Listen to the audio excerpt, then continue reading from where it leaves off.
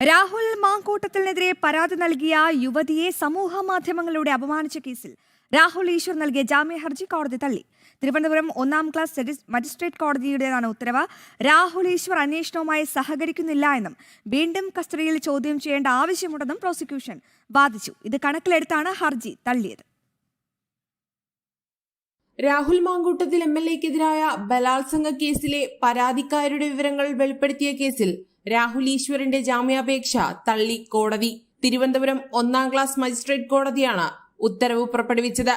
ജാമ്യാപേക്ഷ അംഗീകരിക്കാൻ കഴിയില്ലെന്നും ജാമ്യത്തെ എതിർത്ത് പ്രോസിക്യൂഷൻ ചൂണ്ടിക്കാട്ടിയ വാദങ്ങൾ തള്ളിക്കളയാനാവില്ലെന്നും വ്യക്തമാക്കിയ കോടതി ജാമ്യാപേക്ഷ തള്ളുകയായിരുന്നു.